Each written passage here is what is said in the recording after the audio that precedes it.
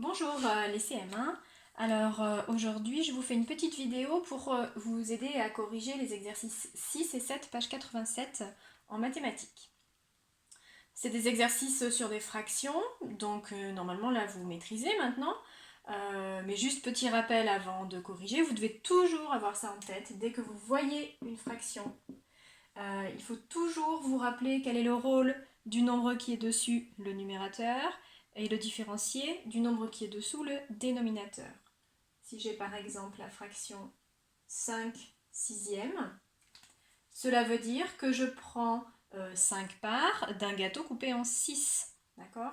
Le dénominateur est très important et vous devez à chaque fois imaginer ces gâteaux, alors soit des gâteaux ronds que l'on coupe comme des parts de pizza, ou alors des gâteaux en forme de ligne que l'on coupe, peu importe.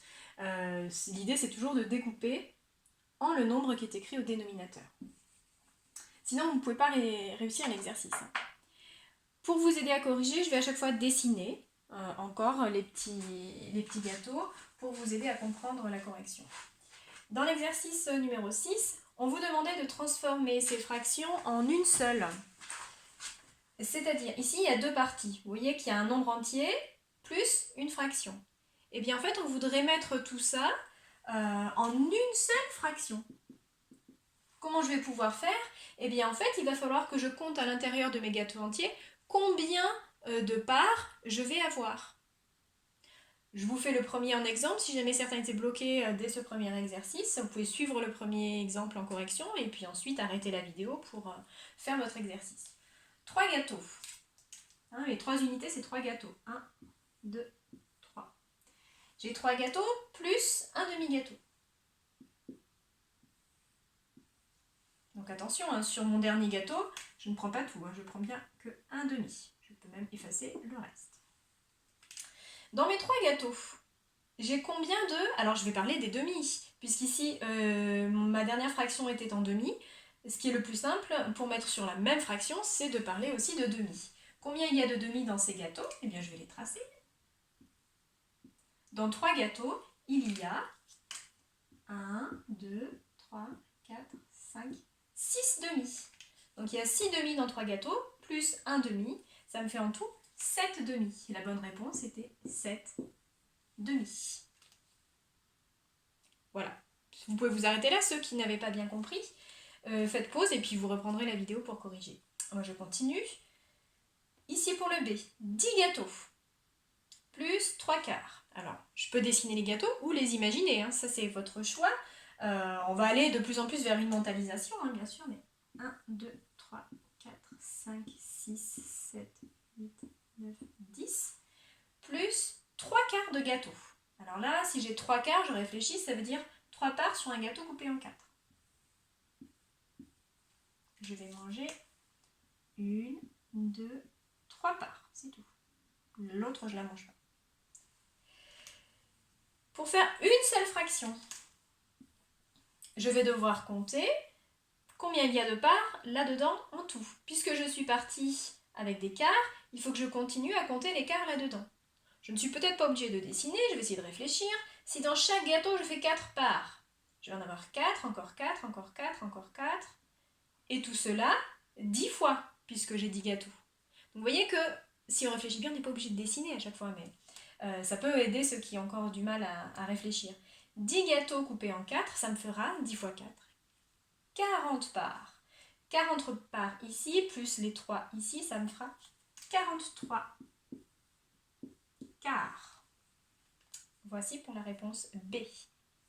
Pour la réponse C, j'ai 5 gâteaux entiers, plus 2 tiers. Allez, on essaye, on ne dessine pas les gâteaux, on les imagine. 5 gâteaux entiers, plus 2 tiers. Je vous rappelle ce que ce sont les tiers, on peut les dessiner à peu près comme ça, quand on dessine à main levée. Je mange 2 tiers seulement. Puisque ici j'ai découpé en tiers, je vais aussi découper en tiers mes gâteaux entiers.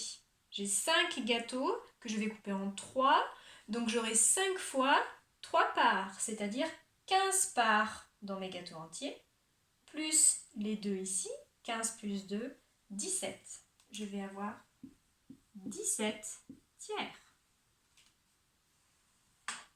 Voici pour l'exercice 6, page 87. Pour l'exercice numéro 7, eh bien c'était exactement l'inverse. On vous donnait des fractions qui sont plus grandes que l'unité. On voit puisque le nombre du haut est plus grand que celui du bas. Le numérateur est plus grand que le dénominateur. Et bien justement, puisque cette fraction est plus grande que l'unité, on va vous demander d'écrire cette fraction sous la forme d'un nombre entier de gâteaux plus de fractions toutes seules. C'est-à-dire exactement ce que vous aviez en fait tout à l'heure au départ de l'exercice. Ces deux exercices sont donc précisément l'inverse. Alors, quand j'ai 15 demi, si j'ai du mal à comprendre dans un premier temps, on peut faire un petit dessin, on verra comment on s'en passe après. 15 demi, voilà, il faut que je dessine des demi, il en faut 15. 1, 2, 3, 4, 5, 6, 7, 8, 9, 10, 11, 12, 13, 14, et du coup, la moitié d'un gâteau, un demi pour terminer. Voici mes 15 demi. Lorsque j'ai 15 demi, eh bien, ça me fait quel nombre entier de gâteaux? J'en ai 1, 2, 3, 4, 5, 6, 7. La réponse était donc 7 gâteaux entiers, plus une fraction toute seule, il me reste un demi. Alors bien sûr, si les fractions sont avec un nombre très très grand, vous n'allez pas pouvoir dessiner à chaque fois. Donc on va essayer de s'en passer.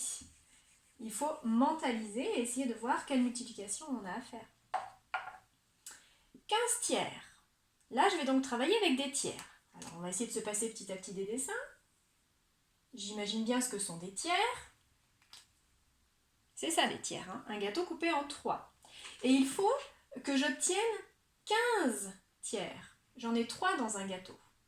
Combien de fois je vais devoir dessiner 3 parts pour faire 15? En fait, le calcul, c'est ça. Combien de fois 3 peut faire 15? Eh bien, je vais avoir 1 fois 3, 2 fois 3, ça fera 6, 3 fois 3, 9. Et si je dessine 4 gâteaux, 4 fois 3, ça fera 12. Si je dessine 5 gâteaux, 5 fois 3, 15. Je sais que